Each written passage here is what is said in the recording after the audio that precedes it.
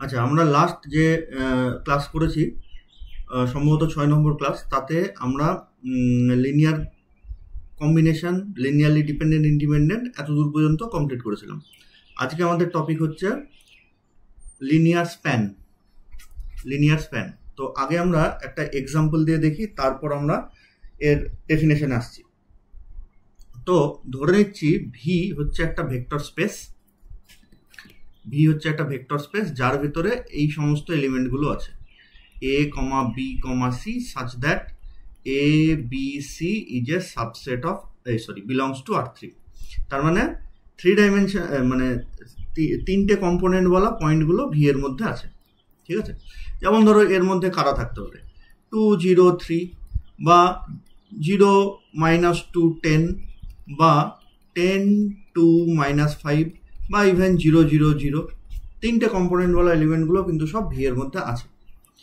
আচ্ছা, এবার ধরে নিচ্ছি এস হচ্ছে ভি এরই একটা সাবসেট, মানে এস এর মধ্যে ভি এরই কিছু এলিমেন্ট আমি বেছে বেছে নিয়েছি। কোন এলিমেন্ট? ভি এর মধ্যে আমি নিয়েছি পার্টিকুলার এই তিনটে এলিমেন্ট 1, 0, 0, 0, 1, 0, 0, 0, 1। এবার তোমার মনে হবে স্যার এস এর মধ্যে এই কটাই কেন নিলেন, আরও তো অন্য কিছু নিতে পারতেন। তো আমার ঘটনা হচ্ছে এই তিনটে আমি আগে থেকে জানি বলে নিলাম যে এস এর মধ্যে তিনটে আমি নিয়েছি।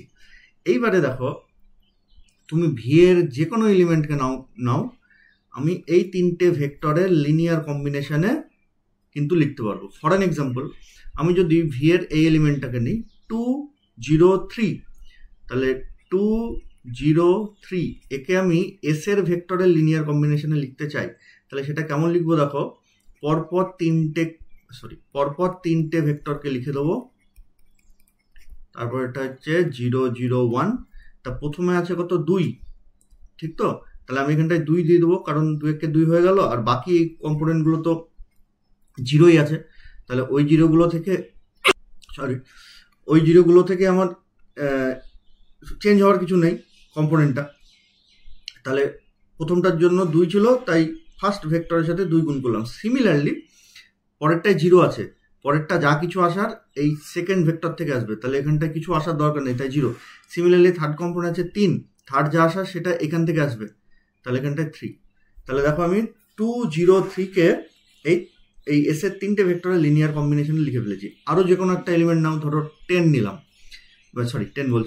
10, 2, -5 নিলাম, তাহলে আমরা কেমন লিখবো এটা? 10 × 1, 0, 0 + 2 × 0, 1, 0 -5 × 0, 0, 1। সিমিলারলি আমরা 0, 0, 0 যদি নিই, তাহলে তিনটে কম্পোনেন্টকে আমরা 0, 0, 0 লিখে দেবো। মানে আমি বলতে চাইছি 0 × 1, 0, 0, আশা করি বুঝতে পারছো, 0 × 0, 1, 0 + 0 × 0, 0, 1। তাহলে কি হলো? ভি এর যে কোনো এলিমেন্টকে এস এর লিনিয়ার কম্বিনেশন, এস এর মানে এস এর ভেক্টরের লিনিয়ার কম্বিনেশনে লেখা গেল। তাহলে আমি বলবো V is a vector space spanned by S, বা এস স্প্যানস ভি। ভি কে এস স্প্যান করছে, স্প্যান করা মানে ভি এর যে কোনো এলিমেন্টকে এস এর ভেক্টরের লিনিয়ার কম্বিনেশনে লেখা যাবে। ঠিক আছে, তাহলে তাই যদি হয় তার নোটেশন কি দেবো? L S is equals to V, means S spans V, মানে ভি এর যে কোনো এলিমেন্টকে এস এর লিনিয়ার কম্বিনেশনে লেখা যাবে। পরিষ্কার? সেটা এখানটায় ডেফিনেশনে লেখা আছে। এখানটা দেখো ডেফিনেশনে ওটা লেখা আছে যে let V is a vector space over the field F and S is a non empty subset of V. তাহলে ভি হচ্ছে একটা ভেক্টর স্পেস, এস হচ্ছে ভি এর নন এমটি সাবসেট।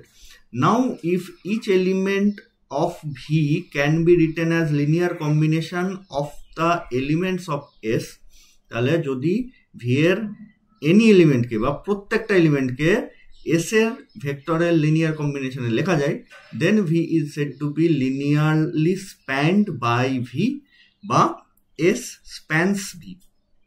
ঠিক আছে, and it is denoted by LSV। ডেফিনেশনগুলো কিন্তু আমাদের মনে রাখতে হবে। হ্যাঁ, ডেফিনেশন আসতে পারে পরীক্ষায়। Linear combination, linearly dependent, linearly independent, এইগুলো তো এগুলো কিন্তু তোমরা মনে রাখবে। আচ্ছা, আমাদের লিনিয়ার স্প্যানের একটা এক্সাম্পল নিই, তাহলে আরও ভালো করে বুঝতে পারবে। এটা হচ্ছে আমার স্কেমাপার পেজ নাম্বার 123-এর 2 নম্বর এক্সাম্পল। তো আমার পুরোনো বই, তোমাদের নতুন বইয়ের পেজটা পাল্টেও যেতে পারে এক একটা। তা কোশ্চেন কি বলেছে, determine the subspace of earth is spanned by the vectors alpha beta. তাহলে বলছে এমন একটা সাবস্পেস বার করো যেটা আলফা বিটা দিয়ে স্প্যান করেছে। তো আমি একে একে আসি। এল যদি ধরো L S equals to V হয়, তার মানে হচ্ছে এস স্প্যান্স ভি, ঠিক আছে।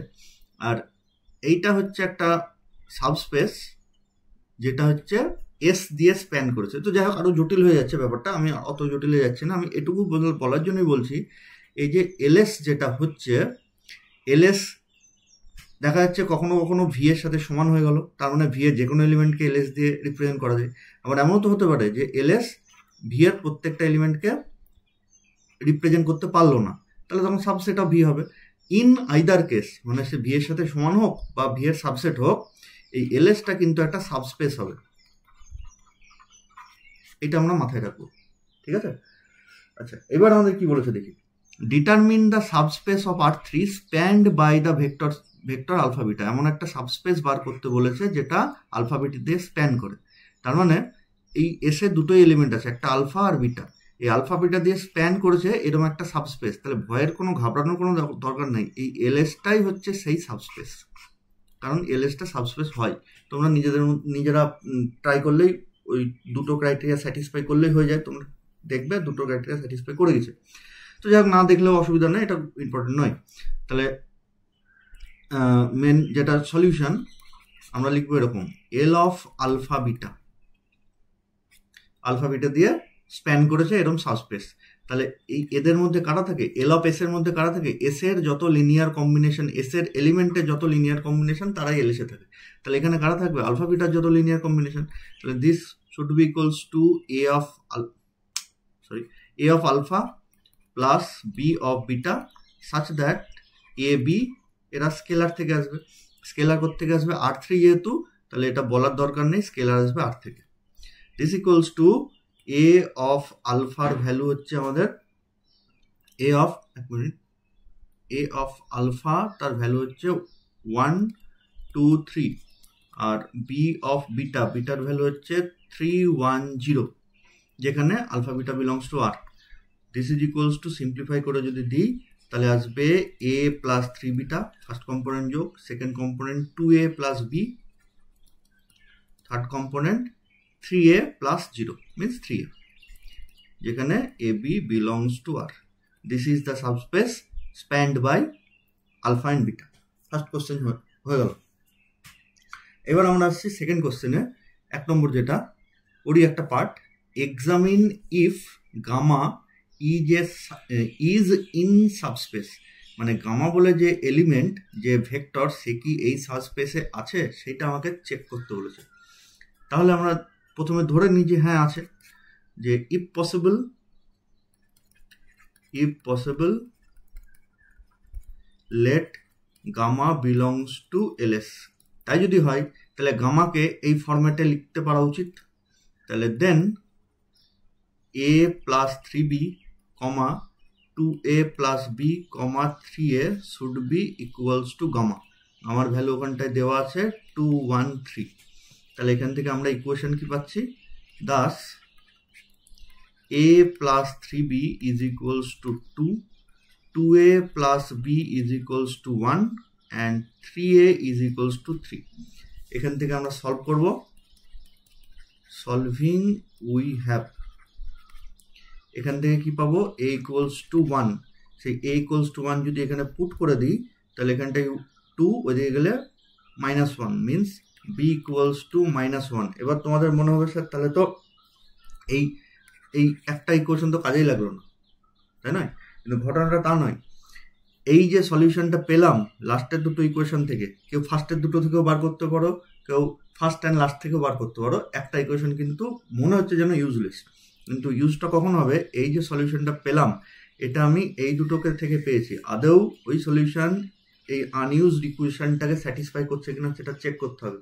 যদি স্যাটিসফাই করে তবেই বলবো yes this is the solution. আর যদি স্যাটিসফাই না করে আনইউজড ইকুয়েশন, আমার ক্ষেত্রে ফার্স্ট ইকুয়েশন যেটা, এটাকে যদি স্যাটিসফাই না করে তাহলে নো সলিউশন। তাহলে আমরা পুট করে দেখি a equals to 1, b equals to -1, এখানটা যদি পুট করি তাহলে এখানটায় 1 আর এখানটায় -3, তাহলে এটা হয়ে যাচ্ছে -2, কিন্তু আমাদের এখানটায় আছে 2, তাহলে স্যাটিসফাই করছে না। তাহলে আমরা কি বলবো যে আর লিখবো এরকম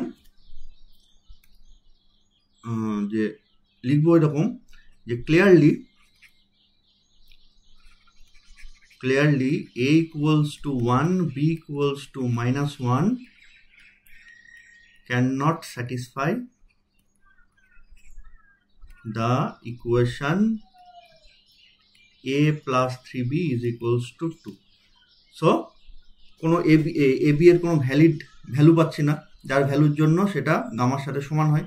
তাহলে so gamma does not belongs to ls। বুঝা গেল? আর বইয়েতে এখানটা শর্টে লেখা আছে দ্য সিস্টেম অফ ইকুয়েশনস বা ইকুয়েশনস আর ইনকনসিস্টেন্ট। ইনকনসিস্টেন্স এই টার্মটা লেখা আছে। ইনকনসিস্টেন্ট মানে যে সিস্টেম অফ ইকুয়েশন কেন বলা আছে, এখানটা তিনটে ইকুয়েশন একসাথে আছে, তাই সিস্টেম যখনই আমি একের বেশি যেমন একই জিনিস, যেমন ধরো তিনটে ম্যাট্রিক্স আমি যদি একসাথে লিখি তাহলে লিখবো সিস্টেম অফ ম্যাট্রিসেস।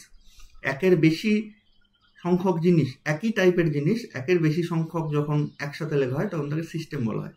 তাহলে সেই সিস্টেম অফ লিনিয়ার ইকুয়েশন যখন সলভেবল না হয়, মানে দুটো সলিউশন বার করলাম দুটো থেকে, সেটা 3 নম্বরকে স্যাটিসফাই করছে না, এরকম টাইপের একটা জঘন্য ব্যাপার চলে এসছে, তখন তাকে বলা হয় system of linear equation is inconsistent. তোমরা এটা লিখতে পারো বা আমি যেটা লিখে দিলাম সহজ ভাষায় সেটাও লিখতে পারো। তাহলে does not belongs to ls। Similarly দুয়েরটা আমরা ওরকম সলভ যদি করি, মানে বলেছে এই যে উপরে ডেল্টা এটা থাকবে কিনা, তাহলে একই রকম ভাবে যদি আমরা লিখি তাহলে a plus 3b, 2a plus b, 3a is equals to -1, 3, 6। একই রকম ভাবে যদি আমি সলভ করি তাহলে কিন্তু আমরা এর ভ্যালুগুলো পাবো আর কি, মানে দুটো থেকে যে সলিউশন আসছে সেটা 3 নম্বরকে স্যাটিসফাই করে দেবে। Therefore delta belongs to ls। বুঝা গেল? আমি আর করলাম না, আশা করি এটা নিজেরা পারবে সলভটা করতে। এরপর আমাদের নেক্সট যেটা এক্সাম্পল, এটা কোশ্চেনটা এরকম লিখেছে, আমি গোটা কোশ্চেনটা যদিও লিখিনি, এখানটায় যেটুকু দরকার সেটুকু লিখেছি। এখানটায় লেখা আছে let s equals to alpha beta gamma and t equals to alpha comma beta comma alpha plus beta comma beta plus gamma. ঠিক আছে, দিয়ে তারপর বলেছে be subset of real vector space ইত্যাদি ইত্যাদি, দিয়ে বলেছে SHO, এটা স্পেলিংটা ভুলে গেছে, so that ls equals to lt। তার মানে আমাকে কি বলতে হবে যে s এর এলিমেন্টগুলো t এর এলিমেন্টে লিনিয়ার কম্বিনেশনে লেখা যাবে, তাহলে সেটা হয়ে যাবে l of t is equals two s। ঘুরিয়ে t এর এলিমেন্টগুলোকে s এর লিনিয়ার কম্বিনেশনে লেখা যাবে, তাহলে তখন হবে ls is equals two t। দিয়ে আমাদের এই দুটো যেহেতু সমান হয়ে গেল, তাহলে আমরা লিখবো যে দেয়ারফর এই ইকুয়ালস টু হয় না, এটা সরি এটা সাবসেট হয় আর কি। ঠিক আছে, আমি পুরোটাই ভুল লিখলাম, আমি অত ঝামেলায় যেতে চাইছি না। আমি এইটা মানে কি এস এর ও এখানটা লিখেছি সেই জন্য আমি বলছিও ভুল, এটা lt হবে, sorry ls is equals to lt। ঠিক আছে, তার মানে এস এর ভেক্টরগুলোকে টি এর লিনিয়ার কম্বিনেশনে লেখা যাবে, ঘুরিয়ে টি এর ভেক্টরগুলোকে এস এর লিনিয়ার কম্বিনেশনে লেখা যাবে, এই আমাকে দেখাতে বলেছে। আর শুধুমাত্র যদি আচ্ছা যখন আসবে তখন বলবো। তাহলে আমরা দেখি যে এস এর প্রথমে দেখি যে টি এর এলিমেন্টগুলো এস এর লিনিয়ার কম্বিনেশনে লেখা যায় কিনা, টি এর প্রত্যেকটা এলিমেন্টকে। তাহলে now alpha is equals to, মানে টি এর ফার্স্ট এলিমেন্ট যে আলফা, এই আলফা সেটা মানে এস এর লিনিয়ার কম্বিনেশন মানে 1 into alpha plus 0 into beta plus 0 into gamma. Yes, লেখা গেল। সিমিলারলি বিটাকেও লেখা যাবে, কিভাবে লেখা যাবে আশা করি বুঝতে পারছো। তারপরে আলফা প্লাস বিটাতে আসি। আলফা প্লাস বিটা মানে কি, এস এর এলিমেন্টগুলোকে এইভাবে লিখতে হবে 1 into alpha plus 1 into beta plus 0 into gamma. Similarly beta plus gamma এটাকে কেমন লেখা যাবে, 0 into alpha plus 1 into beta plus 1 into gamma. Therefore, each element of T can be written as linear combination of S। ঘুরিয়ে এবার আমরা conversely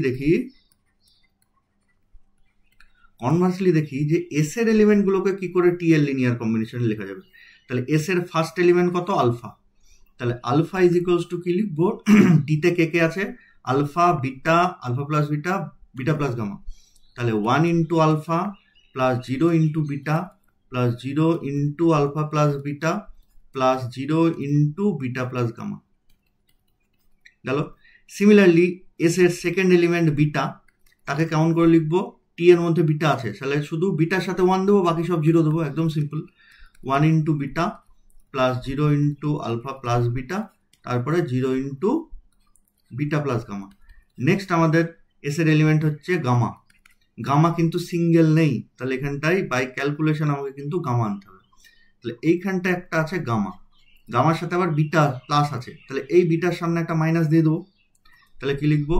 0 into alpha plus of -1 into beta plus 0 into alpha plus beta plus 1 into beta plus gamma. তাহলে দেখো এটা calculation করলে আমাদের gamma চলে আসছে। তাহলে এখান থেকে কি লিখবো? Each element of S can be written as linear combination of T. আগেরটা কি লিখতাম? এই ভাষাটা লিখবে কিন্তু, হ্যাঁ, আগেরটা লিখতাম each element of T can be written as linear combination of S. পরের লাইনে each element of S can be written as linear combination of T, hence L of S is equals to L of T. বইতে অন্যরকম করে দেওয়া আছে, ওসব থেকে তাকানোর দরকার নেই। আচ্ছা, আমরা নেক্সট চলে আসছি। আচ্ছা, এরপরে থিওরাম যেটা, সেটা হচ্ছে 4.4.7 আমার বইয়ের 130 পৃষ্ঠা। থিওরামের নাম হচ্ছে ডিলিশন থিওরাম। ঠিক আছে, আমি একটা কথা তোমাদের আগেও হয়তো বলেছি অন্যান্য ক্লাসে, যে থিওরামের নাম দেওয়া আছে, যেমন এটা হচ্ছে ডিলিশন থিওরাম, তাহলে যে থিওরামের নাম দেওয়া আছে সেই থিওরামের স্টেটমেন্ট শুধু তোমাকে মুখস্থ রাখতে হবে। কারণ কোয়েশ্চেন এরকম আসতে পারে, যে আসতে পারে নয়, এভাবে এসেওছে যে state and prove deletion theorem, তাহলে স্টেটমেন্টটাও তোমাকে লিখতে হবে। আর যে থিওরামের নাম নেই সেই থিওরাম তার নাম ধরে পরীক্ষা দিতে পারবে না, তখন সেই স্টেটমেন্টটাকে উল্লেখ করে দেবে। তাহলে সেই ক্ষেত্রে স্টেটমেন্ট তোমার মুখস্থ করার দরকার নেই, কিন্তু যে থিওরামের নাম আছে তাকে মুখস্থ করতে হবে স্টেটমেন্ট সমেত। কি বলেছে দেখি? Let V is a vector space over the field F spanned by a linearly dependent set S equals to alpha 1 alpha 2 dot dot alpha n। তাহলে এতদূর পর্যন্ত আমরা পড়ি। ভি হচ্ছে একটা ভেক্টর স্পেস যার over the field F span মানে F span নয়, কিন্তু স্প্যান হয়েছে ভি, এটা যেন মাথায় থাকে। Be spanned by a linearly dependent set S equals to alpha 1 alpha 2 dot dot alpha n। তাহলে এস ভিকে স্প্যান করেছে, এইটুকু মানে এই এতটা লেখার মধ্যে আমি এইটুকু জিনিস খুঁজে পেলাম, যে এস ভিকে স্প্যান করেছে। তার মানে ভি এর যে কোনো এলিমেন্টকে এস এর এই ভেক্টরগুলো লিনিয়ার কম্বিনেশনে লেখা যাবে। বেশ, আর একটা জিনিস পেলাম, সেটা হচ্ছে এস ইজ লিনিয়ারলি ডিপেন্ডেন্ট। ঠিক আছে, তাই যদি হয় then V can also be spanned by suitable proper subset of S. তাহলে বলছে যে অলরেডি এস দিয়ে ভি স্প্যান হয়েছে, কিন্তু যদি এস লিনিয়ারলি ডিপেন্ডেন্ট হয় তাহলে সুইটেবল প্রপার সাবসেট মানে এস থেকে দু একটা যদি বাদও দিয়ে দিই তবুও কিন্তু সে ভিকে স্প্যান করবে। এবং সুইটেবল প্রপার মানে যাকে তাকে তুমি বাদ দিতে পারবে না, সুইটেবল প্রপার সাবসেট, তার মানে সুইটেবল মানেই আমাকে বেছে গুছিয়ে বাদ দিতে হবে, যাকে তাকে বাদ দেওয়া যাবে না, কিন্তু বাদ দেওয়া যাবে। আমরা একটা এক্সাম্পল নিই, তাহলে দেখো আরো ভালো করে বুঝতে পারবে। আমরা ধরো ভিটা নিলাম এরকম R3, মানে ভি এর মধ্যে এ বি সি এই টাইপের এলিমেন্টগুলো আছে।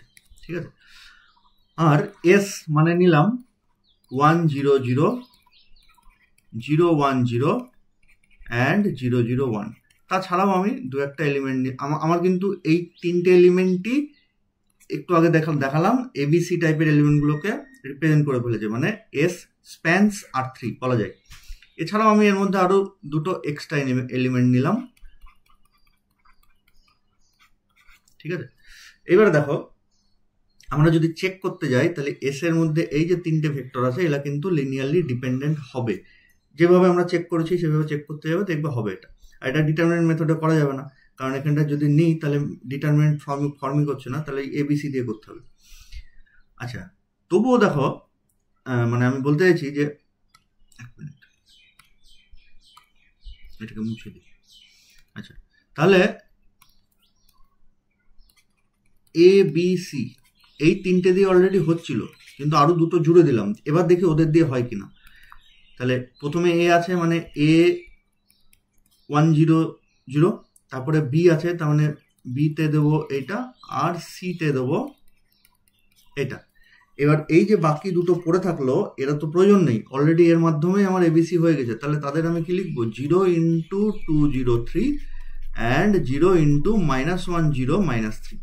ইয়েস, তাহলে এস লিনিয়ারলি ডিপেন্ডেন্ট এবং এস এর এলিমেন্টগুলো দিয়ে R3-কে স্প্যান করা যাচ্ছে। এবার প্রশ্ন হয়েছে যে যদি ডিপেন্ডেন্ট হয় তাহলে এস এর প্রপার সাবসেটও কিন্তু R3-কে স্প্যান করবে। প্রপার সাবসেট মানে এর ভেতর থেকে অন্তত একটাকে আমি বাদ দিতে পারবো, একের বেশিও হতে পারে, কিন্তু অন্তত একটাকে বাদ দিতে পারবো যেও R3-কে স্প্যান করবে।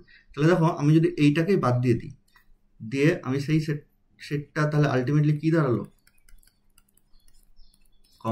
0 0 1 0 1 0 0 0 1, ও সরি আর একটা আছে, আমি একটাকে বাদ দিয়েছি, তাহলে আরেকটা পুরো আছে 1 -1 0 -3। তাহলে এ কি R3-কে স্প্যান করবে? অবশ্যই করবে, কারণ মেন তো এই তিনটে। এখানটায় তো এটাকে 0 লিখেছিলাম, এটাকেও 0 লিখেছিলাম, তাই থাকলোই বা কি না থাকলো কি। তাহলে এই দেখো এটাকে আমি যদি S1 নাম দিই, তাহলে S1 is a proper subset of S. এসও ভি-কে স্প্যান করেছে, ভি মানে R3-কে স্প্যান করেছে, অ্যাজ ওয়েল অ্যাজ S1ও R3-কে স্প্যান করেছে। তো সেটাই ওই থিওরামের বক্তব্য, যে এস যদি R3-কে স্প্যান করে এবং এস যদি লিনিয়ারলি ডিপেন্ডেন্ট হয়, তাহলে এস এর একটা প্রপার সাবসেট পাবো যেও কিনা R3-কে স্প্যান করবে। প্রপার সাবজেক্ট, যাকে তাকে বাদ দিলে হবে না। তুমি যদি এখান থেকে বাই চান্স এইটাকে বাদ দিয়ে দাও তাহলে কিন্তু মুশকিল আছে, তাহলে তুমি 3 নম্বর কম্পোনেন্ট মানে সি কম্পোনেন্টটাকে লিখতে পারাটা মুশকিল আছে। হতেও পারে বাকিদের কম্বিনেশনে চলে এসছে, কিন্তু আমি বলছি আর কি যে ওটা মুশকিল হতে পারে। তো সেরকম যাকে তাকে বাদ দিলে কিন্তু হবে না, প্রপার, ওই জন্য কথাটা ইউজ করা হয়েছে। ঠিক আছে, তো আমরা দেখি এই স্টেটমেন্টটা এই থিওরামটা কি করে প্রুফ করা যায়। তাহলে আমাদের হাতে যেগুলো আছে, যেগুলো গিভেন, সেইগুলো আমরা আগে লিখে ফেলি, যে আমার থিওরামের মধ্যে কি কি গিভেন আছে। প্রত্যেকটা থিওরামের একই পদ্ধতি। গিভেন কি আছে, যে এস হচ্ছে লিনিয়ারলি ডিপেন্ডেন্ট, ঠিক আছে, আর এস ভি-কে স্প্যান করে, এই দুটো জিনিস আমার দেওয়া আছে। তাহলে এস যদি লিনিয়ারলি ডিপেন্ডেন্ট হয়, তাহলে এর আগে আমরা থিওরাম পড়েছি যে at least one vector can be written as linear combination of the remaining vectors। এর আগে আমরা থিওরাম পড়েছি, দেখবে আগের ভিডিওগুলোতে আছে কোনো না কোনো একটাতে। তাহলে আমরা এরকম লিখব যে since S is linearly dependent set of vectors, then at least one of the vectors of S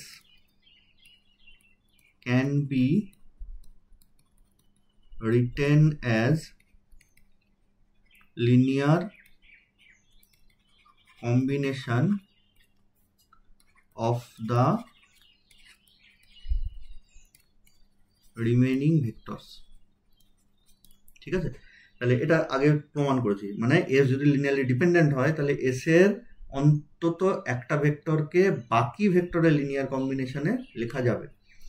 তাহলে আমি ধরে নিচ্ছি যে সেই যে একটা ভেক্টর যাকে লেখা যাবে সেই ভেক্টরের নাম হচ্ছে জেনারেলাইজ হবে আলফা আর। তাহলে কমা দিয়ে সে দ্য ভেক্টর ইজ আলফা আর। তার মানে আলফা আর কোথায়, এই যে দেখো এস এর যেটা দিয়েছে ভেক্টর আলফা 1 আলফা 2 আলফা 3, ধরো এরকম একটা মাঝামাঝি জায়গায় আলফা আর আছে। আমি পার্টিকুলার আলফা 1 বা আলফা 2 তো নিতে পারি না, তাহলে পার্টিকুলার নেওয়া হয়ে গেল, আমি জেনারেলাইজ ভাবে আলফা নিয়েছি। তার মানে এখান থেকে আলফা আর কে বাকি ভেক্টরের এস এর বাকি ভেক্টরের লিনিয়ার কম্বিনেশনে লেখা যাবে। তাহলে সেটাই লিখি, then alpha r equals to some c1 alpha 1 plus c2 alpha 2 plus dot dot বাকি ভেক্টর মানে আলফা আর মাইনাস 1 আছে, তাহলে সি আর মাইনাস 1 আলফা আর মাইনাস 1, আলফা আর তো নেই, তাহলে পরেরটা হচ্ছে সি আর প্লাস 1 আলফা আর plus 1 plus dot dot c n alpha N.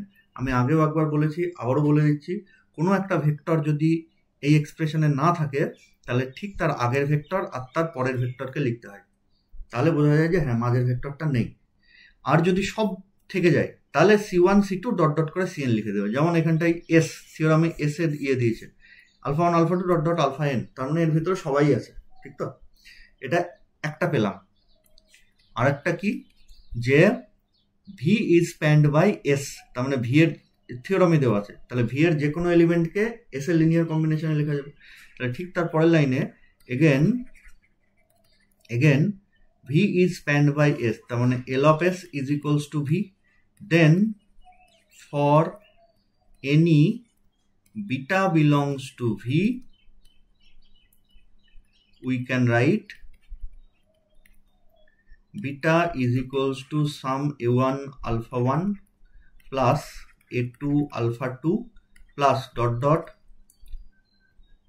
c r minus 1 alpha r minus 1 plus, আচ্ছা সবই তো সি লিখছি, সরি এ তো এই লিখছিলাম, সি হঠাৎ করতে গেছিল, এ, তারপরে এখানে A R alpha R plus A R plus 1 alpha R plus 1 plus dot dot A N alpha N.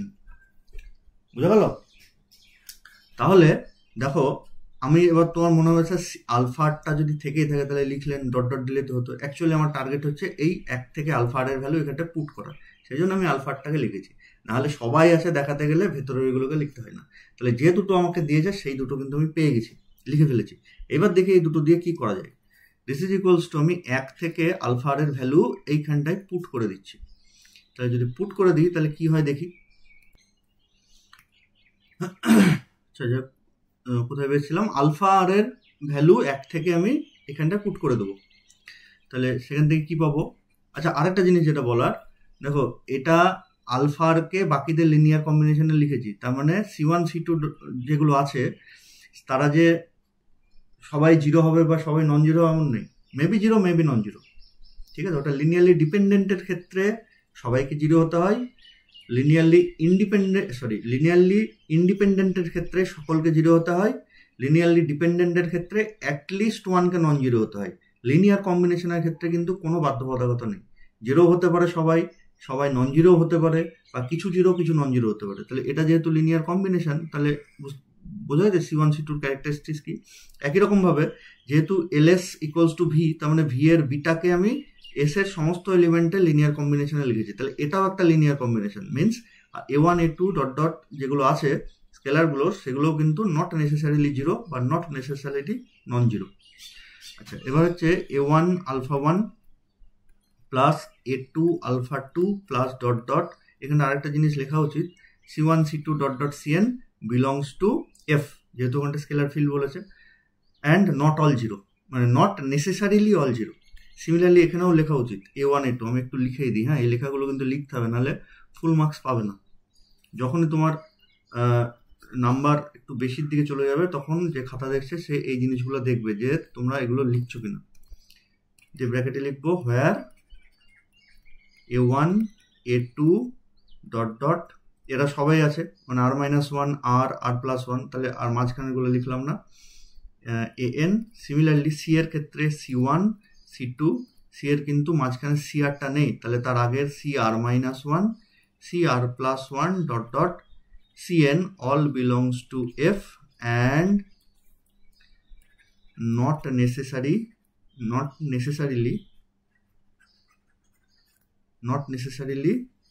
all zero। সবাইকে জিরো হতে হবে এমন কোনো নেসেসিটি নেই, মানে হতে পারে নাও হতে পারে। আচ্ছা ঠিক পরের লাইনে is equals to A R এর ভ্যালু পুট করে দিলে a1 alpha 1 plus a2 alpha 2 plus dot dot A R minus 1 alpha R minus 1 plus A R into alpha R এর ভ্যালু 1 থেকে পুট করে দিলে C1 alpha 1 C2 alpha 2 plus dot dot C আর minus 1 alpha আর minus 1 plus C আর plus 1 alpha আর plus 1 dot dot করে পরেরটা হচ্ছে Cn alpha n plus, আচ্ছা এ R এর value put করেছি, আলফা আর এর ভ্যালু পুট করেছি, পরের টার্মটা যা আছে তাই হবে A R plus 1 alpha R plus 1 plus dot dot A N alpha N. এইবার আমি কমন নিয়ে লিখি, কিরকম কমন নেব, a1 গুলোকে একসাথে লিখি, a2 গুলোকে একসাথে লিখি। তাহলে a1 এখানটা একটা টার্ম আছে, এখানটা a1 বলছি সরি আলফা 1 ওখানে একটা টার্ম আছে, এখানে একটা আছে, তাহলে কমন নিয়ে লিখলে a1 plus A R C1 alpha 1, alpha 2 যদি কমন নিই তাহলে এখানে একটা আছে এখানে একটা আছে, তাহলে A2 plus ARC2 alpha 2 plus dot dot করে দেখো এখানটায় আলফা আর মাইনাস ওয়ানও আছে, আলফা আর প্লাস ওয়ানও আছে, আবার আচ্ছা আছে, এক মিনিট, হ্যাঁ। তো আমি যেটা বলছিলাম এতক্ষণ যে এখানটায় আলফা আর মাইনাস ওয়ানও আছে, আলফা আর প্লাস ওয়ানও আছে, কিন্তু আলফা আরটা নেই, না এই ব্র্যাকেটের ভেতরে আছে না বাইরে আছে। কি করে থাকবে, কারণ আলফা আর এর ভ্যালুটা পুট করে দিয়েছি। তাহলে আলফা আর নেই মানে তার আগেরটা তার পরেরটা কিন্তু লিখতেই হবে, বাধ্যতামূলক। তাহলে এখানটায় আলফা আর মাইনাস ওয়ান, এখানে একটা, এখানে একটা, তাহলে যদি কমন নিই তাহলে এ R minus one plus A R C R minus one alpha R minus one plus এবার আলফা আর প্লাস ওয়ান এখানটা একটা আছে, আর এই ব্র্যাকেটের পরেই একটা আছে। তাহলে কি হবে, সেটা হবে A R C R plus one plus A R plus one of alpha R plus one plus dot dot করে লাস্টেরটা হচ্ছে এ এন আলফা এন। লিখে ফেললাম।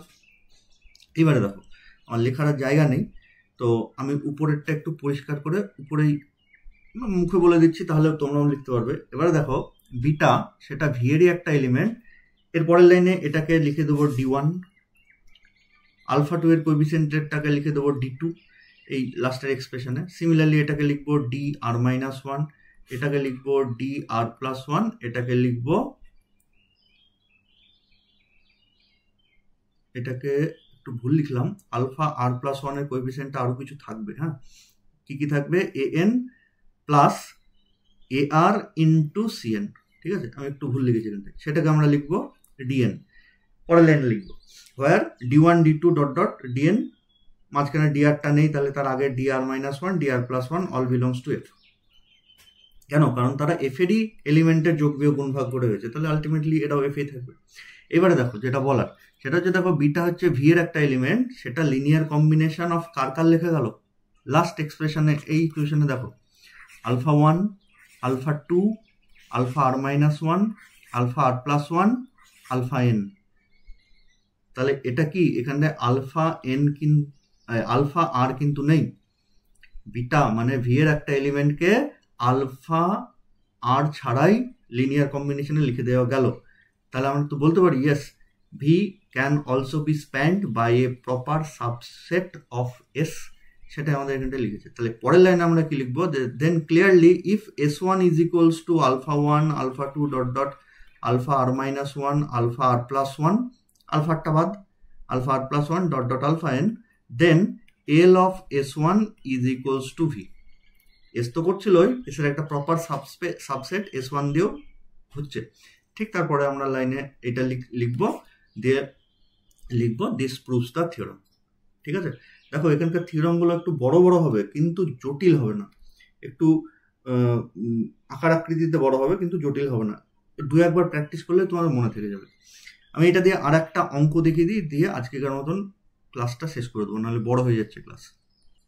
আচ্ছা, আমাদের নেক্সট প্রবলেম যেটা দেওয়া আছে সেটা পেজ নাম্বার 131-এর 3 নম্বর এক্সাম্পল, ঠিক ডিলিশন থিওরামের পরেই আছে। তো একটা জিনিস আমি আগের থিওরাম একটু বলতে ভুলে গেছি, এখনই বলে দিচ্ছি। তাহলে আমরা দেখলাম যে এস যদি লিনিয়ারলি ডিপেন্ডেন্ট হয় তাহলে এস এর প্রপার সাবসেটও ভি কে স্প্যান করবে, তার মানে অন্তত একটা ডিলিট করা যাবে। তাহলে এবার ঘটনা হচ্ছে কাকে ডিলিট করব, তাই না? ডিলিট কাকে করব, ডিলিট কাকে করব, যে যেটাকে আমরা লিনিয়ার কম্বিনেশন হিসাবে লিখতে পেরেছি সেই ভেক্টরটাকে ডিলিট করতে পারবো। আর একে লিনিয়ার কম্বিনেশন হিসাবে লেখা মানে দেখো আমরা অনেক আগের দু একটা ক্লাস আগে আমরা প্রমাণ করেছিলাম যে যার কোএফিসিয়েন্টটা not equals to zero, C R not equals to zero ছিল, তাকেই লিনিয়ার কম্বিনেশনে লিখতে পারছিলাম, আর যাকে লিনিয়ার কম্বিনেশনে লিখতে পাচ্ছি সেটাই এই সেট থেকে ডিলিট হয়ে যাচ্ছে। তার মানে অ্যাকচুয়ালি এটা আমি বলতে চাইছি যে লিনিয়ার কম্বিনেশনে লেখার পর যার coefficient not equals to zero হবে সেই হবে, তাকেই আমরা ডিলিট করতে পারবো। যদি কথা বুঝতে না পারো অসুবিধা নেই, আমি একটা অঙ্ক করে দেখিয়ে দিচ্ছি। এটাই হচ্ছে নেক্সট অঙ্ক। তো আমাদের প্রথম পার্ট এটার বলেছে যে so let alpha 1 equals to this, alpha 2 equals to this, alpha 3 equals to this, so that s equals to alpha 1, alpha 2, alpha 3 is linearly dependent. তাহলে এটা তিনটে ভেক্টর আছে, 3 ডাইমেনশনাল, তাহলে আমরা ডিটারমিনেন্ট দিয়ে করে দিলাম। এতদূর পর্যন্ত ডিটারমিনেন্ট দিয়ে হবে। এবার কি বলেছে, apply deletion theorem to find a proper subset of S that can also generate LS. তার মানে এলএস মানে কি, আলফা 1, আলফা 2, আলফা 3 এর লিনিয়ার কম্বিনেশন। এবার বলছে যে ডিলিশন থিওরাম দিয়ে অ্যাপ্লাই করে এস এর একটা প্রপার সাবসেট বার করো যেটাও কিনা এলএস কে জেনারেট করবে। মানে তিনটের জায়গায় অন্তত দুটো ভেক্টর আমাকে বার করতে হবে যারও ভ্যালু কিনা এলএস এর সাথে সমান, মানে এলএস যা যা কাজ করেছে ওই দুটো ভেক্টরও সেম কাজ করবে। তাহলে এটা আমরা কেমন করে করব, আমি একটু আগেই বললাম যে যদি এটা অনলি লিনিয়ারলি ডিপেন্ডেন্ট বা ইন্ডিপেন্ডেন্ট দিত তাহলে ম্যাট্রিক্স দিয়ে হয়ে যেত, কিন্তু অ্যাপ্লাইং ডিলিশন থিওরাম বলেছে। সুতরাং এটা আমরা এভাবে করব যে let a into alpha 1 plus b into alpha 2 plus c into alpha 3 is equals to theta, বা এখানটা c1 alpha 1, c2 alpha 2, c3 alpha 3 equals to theta দিয়ে আমরা ঠিক যেমন করে ইকুয়েশন দিয়ে লিনিয়ারলি ডিপেন্ডেন্ট ইন্ডিপেন্ডেন্ট দেখেছি সেইভাবে যদি আমি বার করি তাহলে এদের ভ্যালুগুলো হচ্ছে c1 equals to 1, c2 equals to 1, a equals to 1, b equals to 1 and c equals to -1। ঠিক আছে, তাহলে কার কোএফিসিয়েন্ট নট ইকুয়ালস টু 0, প্রথমটার আলফা 1 এর কোএফিসিয়েন্ট নট ইকুয়ালস টু 0, তার মানে আমি ওই সেট থেকে আলফা 1 কে বাদ দিতে পারি। কেউ যদি মনে করে যে বিটা তো নট ইকুয়ালস টু, বি তো নট ইকুয়ালস টু 0, তাহলে আলফা 2 কে বাদ দেবো, ইয়েস সেও বাদ দিতে পারে। সিমিলারলি আলফা 3 কেও বাদ দেওয়া যাবে, কিন্তু অ্যাট এ টাইম একটার বেশি বাদ দেওয়া যাবে না।